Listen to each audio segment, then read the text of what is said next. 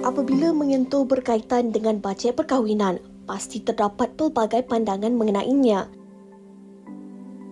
Setiap pasangan sudah pasti mempunyai impian dan keinginan untuk merealisasikan majlis perkahwinan mereka. Namun, dengan keadaan ekonomi pada masa kini, soal kewangan perlu diurus dengan bijak, termasuk urusan majlis perkahwinan supaya sempurna walaupun menggunakan perbelanjaan yang tidak berlebihan. Ukur baju di badan sendiri. Walau bagaimanapun, ini semua bergantung kepada kemampuan individu dan pasangan itu sendiri. Apa pula pendapat orang ramai mengenai bajet perkahwinan ini?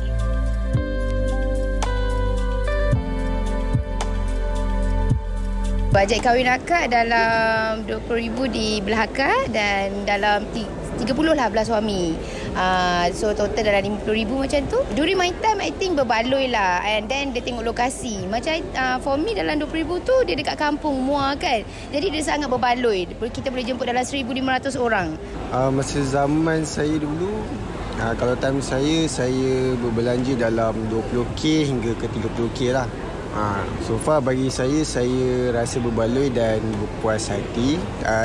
Ikut kepada kemampuan lah, depends on kemampuan lah. So macam saya arrange lah macam 2 tahun ataupun setahun sebelum kita kahwin tu, kita dah prepare step by step dari segi financial. And then kita ikut bajet lah. Lebih kurang 30,000 kot. Saya kahwin tahun 2015. Saya rasa berbaloi lah. Sebab saya kenduri dua-dua belah pihak tu rewang. So kita kat kampung kan. So berbaloi lah. Kalau bajet perkahwinan ni bagi saya kita kena buat perancangan yang betul-betul lah. Kalau saya kahwin, saya tak choose untuk kahwin yang grand-grand. Saya choose untuk ada intimate wedding yang kita ada circle yang rapat je dengan kita, macam tu. So memang kita kena ukur baju daripada sendiri. Tidak perlu nak kita gusar lah. Kita kata tak cukup duit lah, nak pinjam orang ke apa. Jangan sangat sampai kita berhutang lah. Apa yang ada, insyaAllah ada je rezeki tu. Tiba-tiba datang aunty, uncle yang sponsor, ada je duit tu. Kan? Ukur baju daripada sendiri tu saya rasa memang patutlah untuk dari segi perkahwinan. Sebab kita bukan nak habiskan masa untuk perkahwinan je. So kita kena fikir after kahwin, rumah sewa, perabot semua kan. So kalau ada anak lagi, hanya bagi kita yang dah berkahwin dulu ni kan, rancak kita berbicara nak cakap tentang bajet ni, bajet tu, berapa kita belanja dulu. Kalau difikirkan balik, banyak duit tu. Dia macam ni tau. Sebelum ada benda tu, kita merancang untuk kahwin, kita akan cakap, okey, aku kahwin nanti nak buat simple-simple je. Bajet sekian. Katanya begitu. Itu je. Itu bila cakap sendiri, mungkin pasangan boleh terima. Tapi bila sampai ke ahli keluarga, ibu bapa, saudara mara, pak cik, mak cik, apa yang kita bincang tu dia jadi 2-3 kali ganda. Betul. Itulah isu kita sekarang ni. Kata bila kita di ambang perkahwinan ni, kita kena dah standby ada bajet untuk berkahwin juga. Bukan dah ready, dah ada persetujuan nak kahwin, baru nak cari duit. Kita terus membincangkan isu ini atau cara kita mengendalikan bersama dengan pakar kita, seorang perunding kewangan, Tuan Syamsuddin Kadir. Assalamualaikum. Waalaikumsalam warahmatullahi. Banyak geleng kepala je bila tengok perbincangan tadi tu, Tuan. Betul. 2024 ni, Tuan. Bajet perkahwinan masih lagi kita hangat bincangkan. Adakah masih menjadi bajet yang tak masuk akal ataupun sebenarnya boleh dikawal? Dia masih tak masuk akal, ke laut dan juga masih boleh kawal. Tiga-tiga tu berlaku. Tiga-tiga tu berlaku. Ada orang yang memang kawal betul-betul, ada orang memang tak terkawal lah because of campur tangan ibu bapa ataupun adik-beradik mak kita terutamanya. Kan mak saudara kata, mana boleh kau kerja pegawai mengarah ni, tak, walaupun dah bersara, anak kau nak kahwin, seorang ni je. Hari tu pun tak buat. Dia pengaruh tu dah terbabas. Cuma terbabasnya, kalau terbabas parent tak apa. Yang nak kena menanggungnya anak menantu. Itu yang tak baguslah. Dan ada sebab PKP satu contoh yang bagus. Sebab orang dah tengok kahwin tanpa, kan tak boleh jemput orang, masih bahagia sampai sekarang, tak bercerai. Jadi dia orang dah nampak kepercayaan orang kita terutamanya. Maksudnya kalau buat kenduri tak grand pun masih boleh bahagia. Betul. Grand tidak menjamin kebahagiaan lah. Betul. Kata kuncinya kita nak kekal berkahwin sampai bila-bila. Bukan kita grand tak sampai setahun pecah belah dan sebagainya kan. Jadi kalau contohlah masih ada elemen kekeluargaan yang nakkan benda tu grand, nak megah dan sebagainya, tak boleh nak ditapis, nak ditepis dan sebagainya, tak boleh kadang.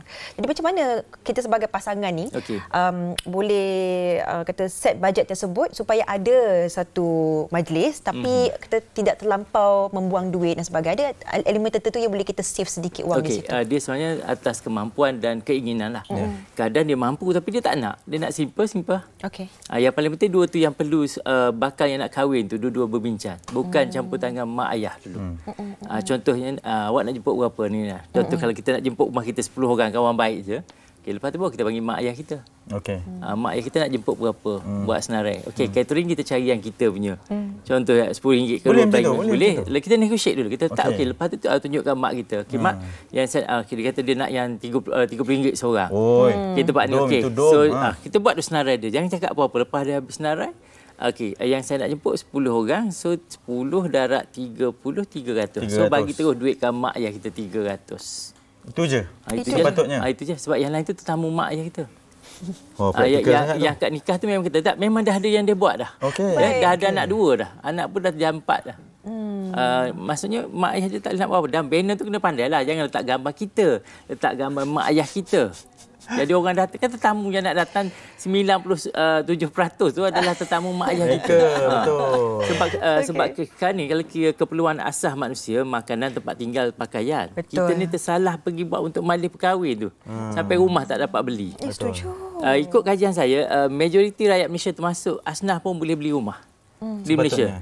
Tapi tak boleh beli sebab salah satunya habis duit untuk raya, untuk kahwin. Kahwin dah banyak. Habis RM30,000 dan sebagainya. Sebenarnya sekarang kalau nak bajet RM8,000 dan satu lagi kahwin ni bagi saya RM8,000 bawah RM10,000 okey. Dan satu lagi mesti ada sponsor pada adik-beradik dengan mak saudara.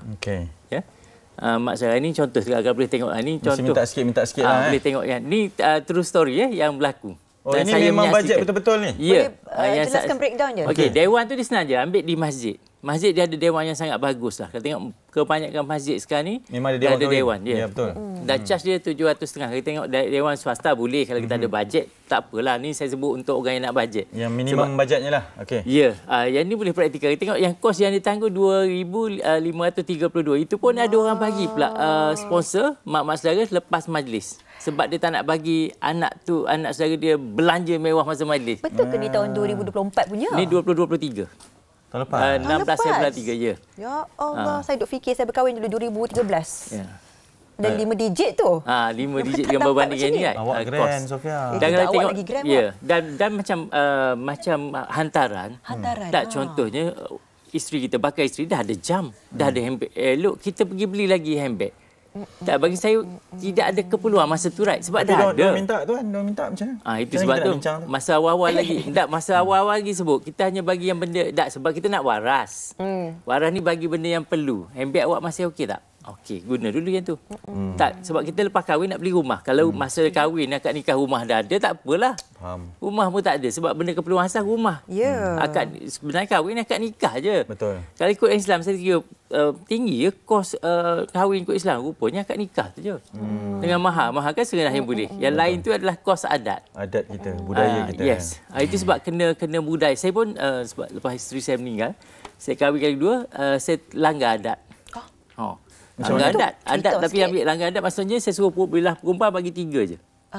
Bagi 3? Kalau hantaran kalau belah lelaki bagi 3, perempuan kena bagi 5. 5 betul. Saya suruh dia bagi 3 sebab ayah dia pun dah tak ada. Tuan bagi 1 je lah. 3. Dan kakak saya tanya saya, cuba tanya keluarga dia, boleh tak ikut adat sebab kita kan ikut Islam suruh memberi. So keluarga saya bagi 5 atau 7. Terbalik. Tak masalah sebab kita nak memberi. Kakak saya nak sponsor masa hari pertunangan tu kakak dah. Aku nak sponsor ni. Kak nak sponsor ni. Kita tak payah suruh. Cuma budayakan dalam keluarga kita sponsor. Tapi ni kahwin dengan perunding kewangan. Memang dia runding. Dia kena adik-beradik macam kakak kita nak kahwin. Kita adik yang dah kerja. Kenalah sponsor. Aku sponsor. Kau jemput berapa? Seorang RM30. Okey. Kalau bajet kita contoh 200 je. Aku sponsor untuk makan 200 untuk berapa orang. Why not? Salahnya. Yes. Jangan bagi yang nak kahwin tu tanggung semua itu jadi beban. Kalau sebagai ibu bapa, kalau anak kita terpaksa ambil pembiayaan peribadi ke kad kredit, itu salah mak bapak. Itu soalan saya ni. Sebab kebanyakannya, rata-ratanya kerana mengejar kepada status perkahwinan dan juga sebab sekarang ni kita tak boleh nafikan bahawa orang mencari majlis perkahwinan yang mudah dan banyak package-package yang menawarkan sebegitu. Day one ni all in package RM20,000. Settle. Awak cuci tangan, datang kahwin, balik je. Macam tu berbeza banding dengan kita dulu. Kena DIY satu-satu. Jadi kadang-kadang bila kita nak kahwin, kita cakap okey, bajetnya RM30,000 nak kahwin, senang, semua senang. Orang datang, tempat cantik, tak payah nak fikir kemah-kemah apa semua. Dekor dah ada. MC-nya orang-orang TV contoh. Dan mereka mengejar benda sebegitu. Itu memudahkan, kita tak boleh tipu juga. Betul. Bagi saya yang mana ada bajet macam tadi bagus sebab kalau buat yang satu paket tu kita nampak terus. Kalau yang DIY ni bahaya, tiba-tiba last minute ada kan kena tambah itu dah lagi terbabas. Kalau yang dah ada dan duit tu cukup dengan duit kita, bukan guna personal loan, bukan guna kad kredit punya. Mana kita boleh mampu dan tanya dulu kalau let's say mak ayah ada semua, adik-beradik ada yang dah bekerja, contoh kita yang bosu kerja tengah ke apa, ada siapa nak sponsor? Okey, kita punya kos cadangan di sini. Ada siapa nak sponsor apa? Kalau saya tak ada, kita tukarlah tempat. Bagi saya tak apa tempat tu selesa sebab aircon, sebab kita pun rumah pun ada aircon dah sekarang. Jadi kita lebih suka pergi tempat kedua kalau boleh yang berhawa dingin ataupun kalau tidak pun yang berbumbung betul-betul lah. Berbanding kemah tu kan panas sikit kan, walaupun ada kipas pun kita rasa berpeluh. Bagi saya tempat tu okey, cuma kos tu. Kalau dah buat tempat tu tak payah dah hantaran ni, bagi saya bagi benda perlu je. Kalau ikut Islam bagi Quran satu pun boleh, telekor nak bagi telekor semayang tu dengan manisan ataupun buah-buahan. 3 cukup dah. Tuan, saya nak tanya. Contoh kalau kita nak berkahwin ni sepatutnya lah keluarga mentua dan sebagainya, kita nak menunjukkan kita ni capable. Kita ni ada kekuatan kewangan tu untuk berkahwin, ya. Itu menunjukkan kita dah sampai tahap yang kita bersedia untuk membina keluarga dan sebagainya. Tapi kalau contoh kita dah mula okey, kita nak kahwin, nak minta sponsor, pakcik minta sponsor ni, makcik minta sponsor ni, maksud minta sponsor ni. Adakah itu akan menunjukkan kita, sebab ini berbalik kepada kekeluargaan, dua keluarga yang berkahwin contohnya kan, memang berkahwin kan. Jadi macam mana kita nak mengimbangi persepsi kekeluargaan antara dua hala? Okey, sebab pertama kita nak kahwin, kita mestilah ada kemampuan. Maksudnya nak tanggung makan minum isteri tu mampu. Cuma nak menanggung impress yang orang nak tu yang kita tak mampu. Jadi kalau nak majlis besar, siapa nak sponsor, kita tak suruh paksa. Kita sebut je. Kalau tak ada, majlis kita datang, kenapa 30 orang je pun? Ayolah. Ini je. Sebab saya nak duit saya ni 30,000 dah boleh bayar down payment. Tak payah 30,000, 20,000 dah boleh beli kondo dah. Kondominium, bukan apartmen. Kalau habis 30,000, cuba tengok yang buat majlis grand. Ini kita boleh tengok dia terbabah ke cloud. Kalau dia dah kahwin, lepas kahwin, dan masa 6 bulan tak boleh beli rumah, setahun, 10 tahun kahwin pun belum beli, itu memang dah terbabas. Mana dia nak impress orang dan dia takut nanti orang kata, bukannya ikut bajet. Bajet ni tak apa, habis 100,000 pun bajet. Kalau dia dalam masa setahun, dia boleh beli rumah dah. Kalau lepas tahun, 10 tahun kerja, 40 pun tak boleh beli rumah, duk bayar ansuran, hutang kahwin. Macam cerita P.M.D. pun sebut, anak 3 pun tak habis bayar lagi. Tak, sebab kita nak impress kat orang tu. Sebab tak ada korelasi. Buat majlis grand, perkahwinan kita akan bagi. Tidak ada korelasi dari segi kajian. Tak ada. Yang bahagia tu mungkin orang yang datang lah. Betul. Sebab kita banyak menghabiskan duit perancangan untuk majlis yang bertahan 4 jam. Bukan untuk perkahwinan yang patut 40-50 tahun bertahan. Betul tak? Orang sibuk fikir 6 bulan, setahun belum kahwin dah fikir dah. Sekarang trend ni orang ambil kata pembiayaan peribadi untuk perkahwinan yang megah. Bila masuk perkahwinan dah settle dah wedding semua ni, terkira-kira nak bayar balik hutang tu sampai bercerai. Itu pun kalau isteri masih ada atau suami masih ada, kalau dah semua dah gone kan sekarang dah 3. Saya pernah hadir satu majlis, tak saya di sebuah hotel dan jumpa yang bapa pengantin tu. Saya tanya, dah menantu dah buting pelami ke? Dah bercerai dah. Suara pun macam arah aku lah. Saya pula kena, nampak? Padahal kita nak tanya. Kahwinnya di hotel tu, saya tak ada korelasi. Itu berapa bulan perkahwinan? 3 bulan. 3 bulan. Tu saya tanya buting pelami tu. Jadi sekarang saya tak tanya apa-apa dah. Saya tanya dia. Tak tanya dah pasal macam banyak pendamnya tuan bapak perkahwinan. Sangat perform pagi ni. Tuan, kita ada komen. Betul. Dari Rohainis Danish, perkahwinan umpama satu rona perjalanan dalam kehidupan yang amat panjang, penuh cabaran, cobaan, bagai merendah ombak besar di lautan dalam. So tak perlulah berhabisan ketika menganjurkan majlis perkahwinan, especially di era serba mahal sekarang. Jangan sampai kemeriahan sehari ditanggung bertahun-tahun lamanya. Tak perlu hipokrit, tunjuk kemewahan kepada masyarakat, sedangkan dalaman sebaliknya. Semua duk kejar wedding of the year, FYP. Soalannya, nak memahamkan orang bahawa Sebab kita dah dibesarkan dan difahamkan dengan tradisi dan budaya bahawa ini kahwin ada kalau rezekinya sekali seumur hidup. Ini mesej kepada orang nak beritahu sebab itu budaya adat kita ni tuan. Dan memahamkan bahawa selepas kahwin tu lebih penting daripada ketika kahwin. Sebab sekarang ni harga rumah naik 100 hari. Sebulan 3,000, setahun 36,500. Sempat yang kita tengok kat luar kata tak mampu beli. Jadi apabila saya tengok sebenarnya sebab kita dah habiskan duit untuk kahwin. Dan sebenarnya kehidupan lepas kahwin kan masa dah kahwin nak bayar deposit rumah tak lepas ada kes. Lepas dah kahwin balik kan nak sewa rumah kan 2+1 tu. Tak ada duit dah. Jadi maknanya dia tak kira, dia hanya fikir untuk tu je. Dan dia melayan mak ayah dia boleh. Nak melayan mak ayah tu kena guna duit dia lah. Kalau nak buat impian, nak buat besar pun, nak buat 10 hari 10 malam tak ada masalah. Kita ambil cuti lah, habislah tahun tu cuti. Tapi biar mak ayah yang tanggung. Kita jangan sentuh. Dan duit banyak orang kahwin, dia habis terus duit simpanan dia. Sayang. Kan simpan lama, itulah untuk down payment rumah dan sebagainya. Bagi saya tak ada masalah. Kahwin dulu, dah ada rumah ke dan sebagainya, baru nak malih, buatlah malih balik. Tak ada masalah. Tapi biar ada rumah dulu. Tuan, kalau penonton kita menonton sekarang ni adalah golongan mak-mak, ayah-ayah yang nak mengahwinkan anaknya kan. Makcik-makcik. Satu nasihat untuk diberikan kepada mereka ni supaya kita tak terlampau taksub untuk impress atau memberikan orang kata gah kepada orang luar, sedangkan orang kata keutuhan orang kata rumah tangga tu sepatutnya dibina itu menjadi asasnya, bukan majlis semata-mata. Sebagai ibu bapa lah. Pertamanya sebab kita paling penting kan jangan bagi anak kita bercerai. So rancang perkahwinan tu sebenarnya nak memilih apa semua tu benda penting. Biar menantu kita respect kita, bukan suspect. The moment dia suspect kita, ni saya sebut sendiri arwah. Saya kahwin 2 kali dah. Kali pertama kahwin, saya tanya berapa mas kahwin, hantar. Dia kata seberapa yang mampu dan ikhlas. Ikut zaman Nabi, yang meletakkan wang hantaran adalah pengantin lelaki. Nabi tanya, Sayyidina Ali pun, apa yang yalah untuk mahal dan sebagainya. Kita sekarang ni mak mentua. Nampak beza dah. Okey, masa kahwin dia sebut seberapa yang mampu yang ikhlas. Ikhlasnya RM1. Mampunya lebih, bukan nilai wanita tu RM1. Maksudnya kan kita lepas kahwin kan banyak kos nak. Jadi saya pun tak bagi RM1, saya bagilah 1 maw. Lepas tu dia buat kenduri. Aduh. Habis duit aku tu. Lebuhlah majlis, right? Malam tu dia bagi balik ke wife saya. Arwahlah isteri saya tu. Kata ini duit yang suami kau bagi. Nampak? Dia tak guna pun duit saya tu. Tu yang saya respect dia. Dia dah meninggal pun saya masih respect kat dia. Bukan suspect. Jadi kita nak kahwin ni, kita nak kalau bila kita letak wang hantaran, mak mentua anak kita tu akan make comparison. Contoh menantu dia 4 orang.